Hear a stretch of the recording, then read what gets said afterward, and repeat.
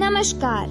किसी भी देश के महापुरुष उसके लिए एक पावर हाउस की तरह होते हैं और भारत के महापुरुष न सिर्फ भारत बल्कि पूरी दुनिया के लिए पावर हाउस के समान हैं। स्वामी विवेकानंद जी संकल्प शक्ति, आध्यात्मिक आत्मविश्वास और विचारों की ऊर्जा है, जिससे सिर्फ भारत ही नहीं बल्कि पूरी दुनिया को ऊर्जा मिलती है। स्वामी विवेकानंद जी भारत के आध्यात्मिक गुरु थे, जिन्होंने दुनिया को हिंदुत्व और अध्यात्म का पाठ पढ़ाया। उन्होंने बहुत कम उम्र में जो ज्ञान हासिल किया, उसके बाद वह युवाओं के लिए प्रेरणा बन गए। देश के युवाओं के बेहतर भविष्य और सही मार्ग के चयन के लिए स्वामी विवेकानंद जी ने उन्हें परम ज्ञान दिया। उन्होंने बहुत कम उम्र में ही अमेरिका में आयोजित धर्म संसद में भारत का प्रतिनिधित्व किया और अपने अनमोल वचनों से सभी को प्रभावित किया। उनके अधिकतर भाषण युवाओं को संबोधित करते हुए हुआ करते थे, जिसके कारण स्वामी विवेकानंद जयंती को राष्ट्रीय युवा दिवस के तौर पर भी मनाया जाता है। इस दिन को मनाने का मुख्य उद्देश्य युवा पीढ़ी को ये बताना है कि जिस तरह से स्वामी विवेकानंद जी ने अपने जीवन में सफलता हासिल की, ठीक उसी तरह उनके विचारों को अपनाकर युवा पीढ़ी भी सफलता हासिल करे। जिस दौर में स्वामी विवेकानंद जी अपने जीवन के शिखर पर थे, उस दौर में भारत अंग्रेजों का गुलाम था। गुलाम भारत की युवा पीढ़ी को संबोधित करते हुए उन्होंने कहा था, उठो जागो और तब तक नहीं रुको जब तक लक्ष्य प्राप्त ना हो जाए। यानी तुम जो सोच रहे हो उसे अपनी जिंदगी का विचार बनाओ, उसके बारे में सोचो, उसके लिए सपने देखो, उस विचार के साथ जियो। तुम्हारे दिमाग में, मांसपेशियों में, तुम्हारी नसों में और तुम्हारे शरीर के हर हिस्से में वह विचार होना चाहिए कि यही सफलता का सूत्र है। इस बात पर विश्वास करो, भरोसा करो कि तुम कमजोर नहीं हो। अगर तुम्हारे दिमाग और तुम्हारे दिल के बीच संघर्ष चल रहा हो तो तुम्हें वही करना चाहिए जो तुम्हारा दिल कहता है। यह स्वामी विवेकानंद जी के विचार हैं, जिन्होंने भारत के युवाओं के मन में स्वाभिमान और स्वतंत्रता के विचार भर दिए तथा भारत के लोगों को भारत से प्यार करना सिखाया। आज बड़े बड़े शहरों में एयर कंडीशन कमरों में बैठकर फास्ट फूड खाते हुए, कॉफी पीते हुए, महंगी गाड़ियों में घूमते हुए और आलीशान मॉल्स में शॉपिंग करते हुए आप कभी उस दौर की कल्पना भी नहीं कर सकते जब भारत गुलामी की जंजीरों में कैद था। भारत में हमारे ही पूर्वज अंग्रेजों की दमनकारी नीतियों से कुचले जा रहे थे। देश के लोग बहुत सारी सामाजिक बुराइयों के गुलाम थे। हमारे देश में छुआछूत फैली हुई थी। लोग जाति और धर्म के नाम पर लड़ते थे। भारत का पूरा समाज पूरे टुकड़ों में बंटा हुआ था। भारत को स्पेरों और जादूगरों का देश कहा जाता था, परंतु उस दौर में स्वामी विवेकानंद जी ने पूरी दुनिया को प्रभावित किया। आज भारत एक विकासशील देश है, दुनिया की बहुत बड़ी शक्ति है।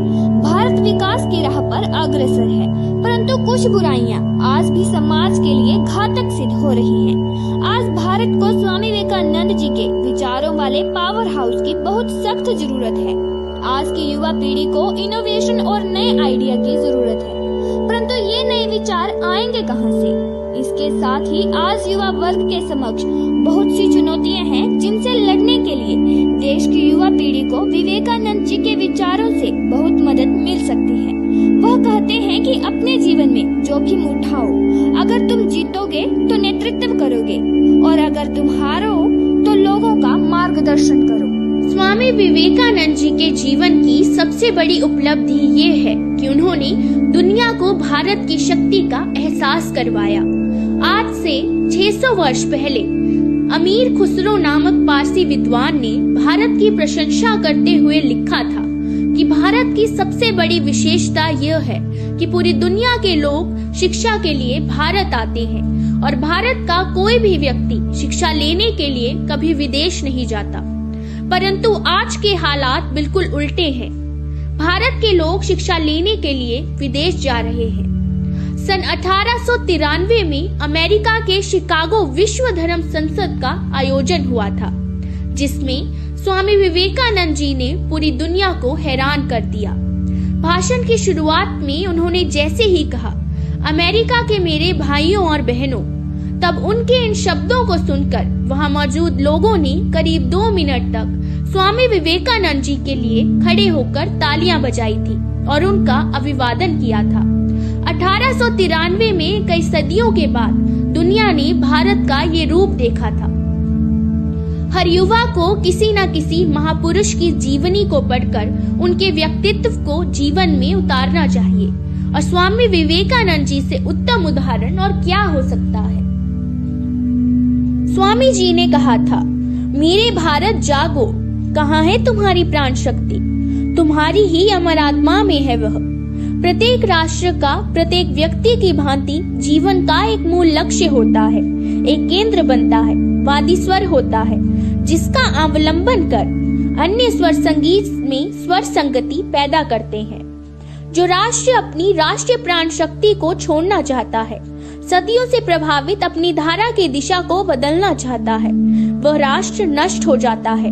किसी राष्ट्र की प्राण शक्ति राजनीतिक सत्ता है, जैसे इंग्लैंड की, तो किसी की कलात्मक जीवन और किसी की कुछ और। भारत का केंद्र है धार्मिक जीवन। इसलिए यदि तुम अपने धर्म को त्याग कर राजनीति और समाज को पकड़ोगे, तब तुम लुप्त हो जाओगे। समाज सुधार एवं राजनीति को शिक्षा तुम्हें अपने धर्म के जीवंत माध्यम से देनी होगी।